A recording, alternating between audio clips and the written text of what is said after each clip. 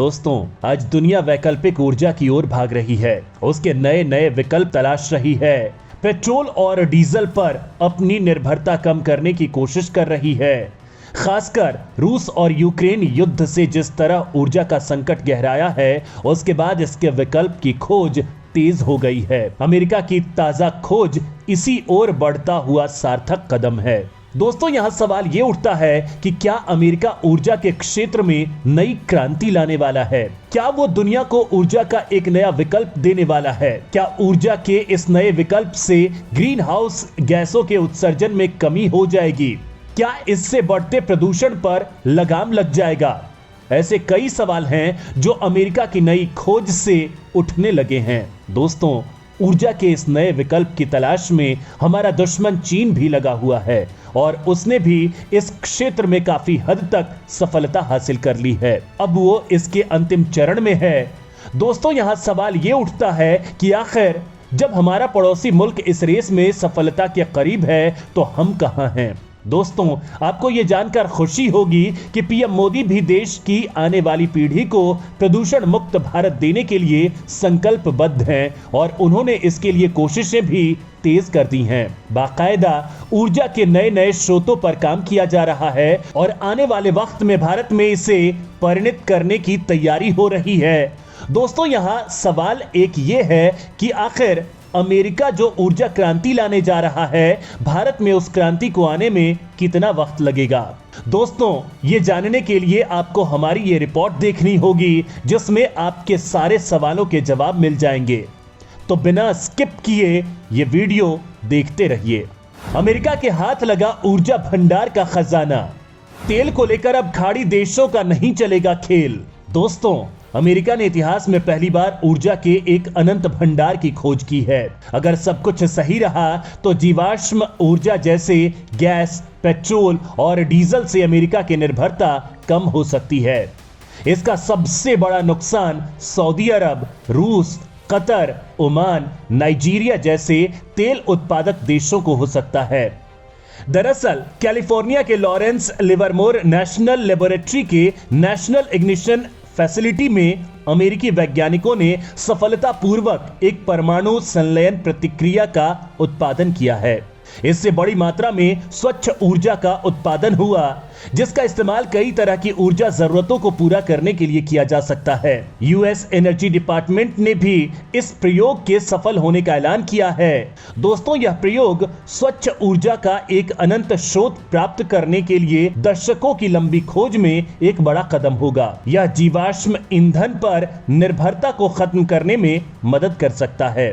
दोस्तों, बता दो कि दशकों से वैज्ञानिकों ने परमाणु संलयन पर नियंत्रण पाने की कोशिश की है। सामान्य भाषा में यह सूर्य को शक्ति देने वाली ऊर्जा की नकल करना है। सूर्य को भी परमाणु संलयन से ही ऊर्जा मिलती है। परमाणु संलयन के इसी फायदे को देखते हुए कई देश इस रेस में लगे हुए हैं, खासकर हमारा पड़ोसी मुल्क चीन।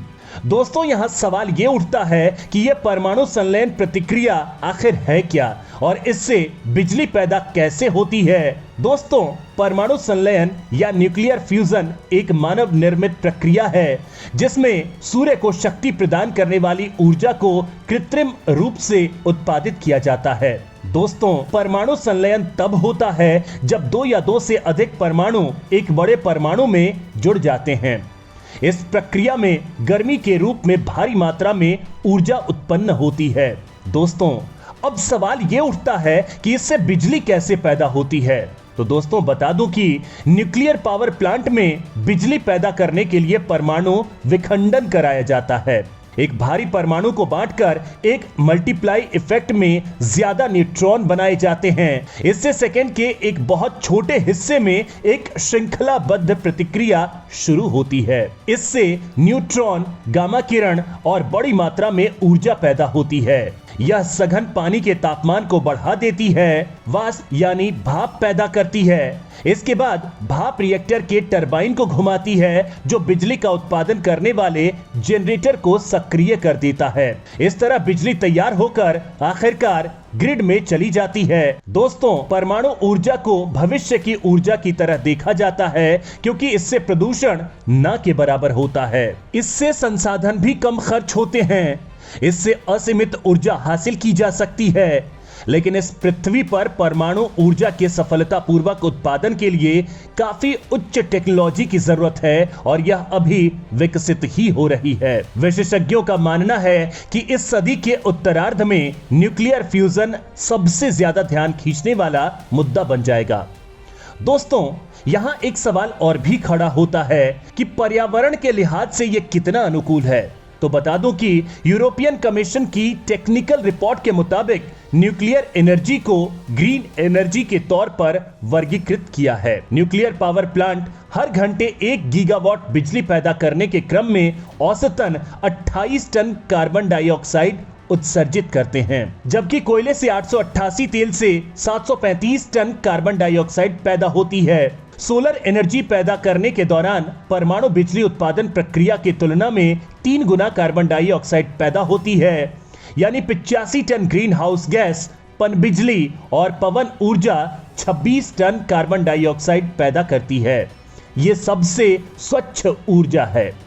न्यूक्लियर पावर से काफी कम सल्फर डाइऑक्साइड और नाइट्रोजन डाइऑक्साइड पैदा होती है। इससे अम्ल वर्षा होती है, साथ ही इससे केमिकल कचरा भी कम पैदा होता है। यह दूसरे ऊर्जा उत्पादन की तुलना में कम खनिज और जीवाश्म ईंधन संसाधनों का इस्तेमाल करती है। जानकारों का कहना है कि न्यूक्लियर एनर्जी उतनी ग्रीन हाउस गैस उत्सर्जित नहीं करती, लेकिन प्रति किलोवाट के हिसाब से इससे ज्यादा कार्बन डाइऑक्साइड पैदा करती है। चूंकि एक न्यूक्लियर रिएक्टर बिजली पैदा करती है, लिहाजा इससे ग्रीन हाउस गैस उत्सर्जित होती है। दोस्तों, इस ऊर्जा के जहां इतने पॉजिटिव पक्ष हैं, वहीं इसके कुछ नेगेटिव पहलू भी हैं। न्यूक्लियर एनर्जी के आलोचकों का कहना है कि यूरेनियम निकालने की वजह से पर्यावरण का नुकसान होता है। किसी प्लांट को बंद करना महंगा और प्रदूषण बढ़ाने वाला है, लिहाजा इसे ऊर्जा के इस स्रोत को प्रोत्साहन नहीं देना चाहिए।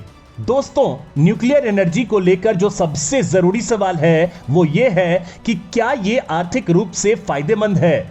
तो मैं बता दूं कि परमाणु से बिजली पैदा करना सस्ता है, क्योंकि इसके लिए लगातार बड़ी मात्रा में ईंधन सप्लाई की जरूरत नहीं पड़ती। हालांकि यूरेनियम काफी महंगा होता है, लेकिन इसकी छोटी सी मात्रा से भी काफी ऊर्जा पैदा हो सकती है।